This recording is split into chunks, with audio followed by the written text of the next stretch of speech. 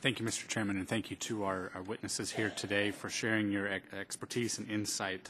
Obviously, there's a lot that's been discussed about infrastructure and balancing.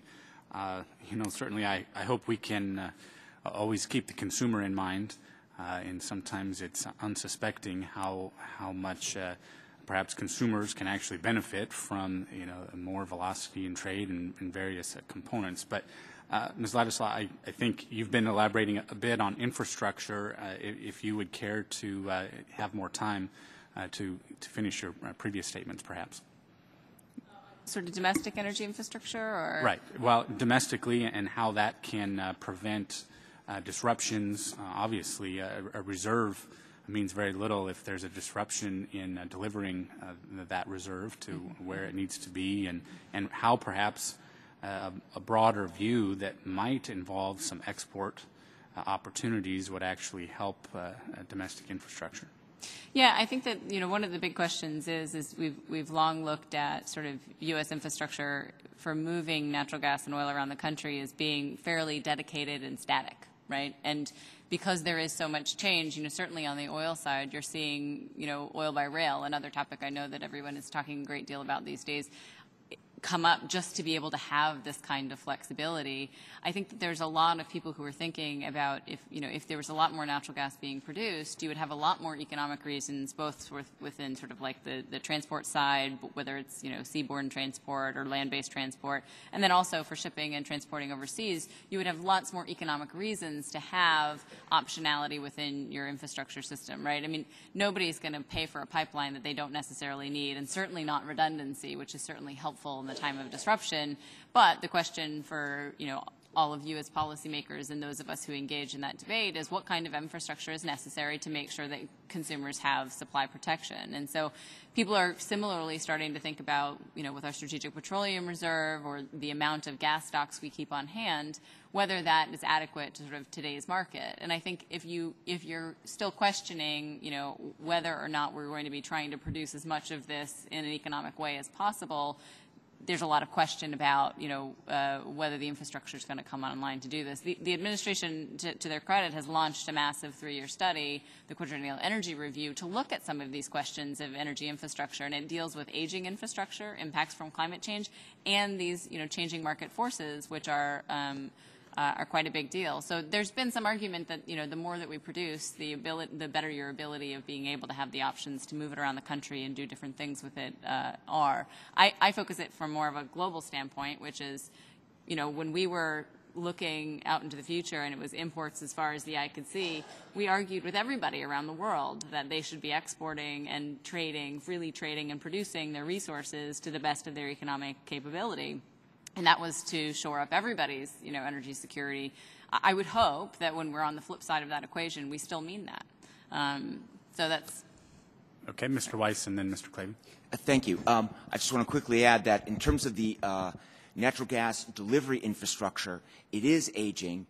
This one service we talked about estimates that we lose as much natural gas every year through leaks that would enough to power the state of Maine for a year.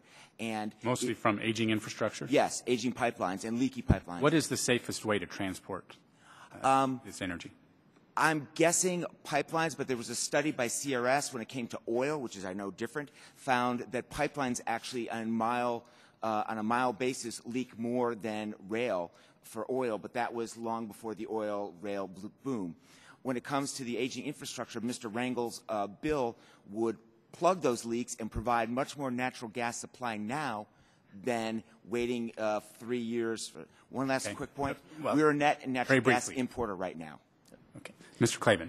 Yeah, I can tell you what I see in my business as a participant in the infrastructure chain. First of all, there's a real benefit to building infrastructure in your country because you're building the supply chain to build that out further. If this infrastructure is being built abroad, those supply chains, those manufacturers very often are outside the United States. You see more U.S. manufacturers participating. This means we have the capacity to do more because we have the knowledge. We know how to solve these problems. We're solving them right here in our country. That's what building infrastructure does. Second, I believe that the export terminals are going to lead to more, it's an optimization. This is going to sound a little bit like what everybody says, but the market is intelligent. If we let the market focus on where the demand is. It's going to build out the infrastructure, and I believe over the long term, like Ms. Ladislav said, it will figure out how to provide the right structure to the right people to avoid supply shortages. But again, for my company as a participant in the infrastructure supply chain, I can see the knowledge base increase, the workforce increase, the overall ability to build more infrastructure. It's enhanced if we're building our own infrastructure right here at home. Thank you. Thank you, Mr. Chairman. Ms. Hawley, I know that you didn't get a chance earlier to respond to Mr. Smith's question. Would you like a minute to do that? I know I had a great answer, but I forgot the great question. I think it was a question for the entire panel, if I remember right, and you were in line to.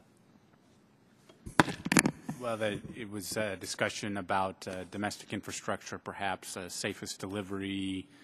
Right, and I think, pipeline was one of the pieces. We're doing a lot with rail, and we're doing a lot with, obviously, with ship and barge. So we're just scrambling to get enough pieces in place to be able to get it out, get the product out to the market.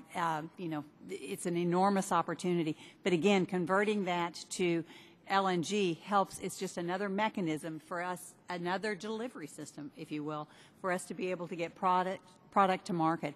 And I don't know if you asked this question, but I think it's important that we look at it again. It is a market-driven system, and all of our local producers, what were our drillers, are the people that are out there in the field, I think maybe you said that, Mr. Chairman, they have really slowed down their production of natural gas in response to the market at this point in time. So we're, again, missing that opportunity because we don't have the LNG pieces and the distribution mechanisms in place. Well, I would add that there is concern out in the heartland that oil is displacing grain via rail and causing some concerns there. And so I would hope on the infrastructure piece, and we know that grain is processed into energy as well.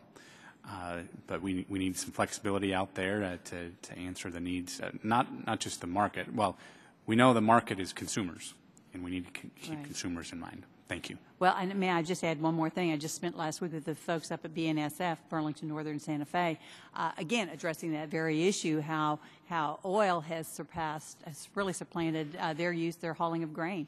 A huge problem for folks in our area as well. So, again, another dynamic. Thank you. Thank you. Thank you, Mr. Smith.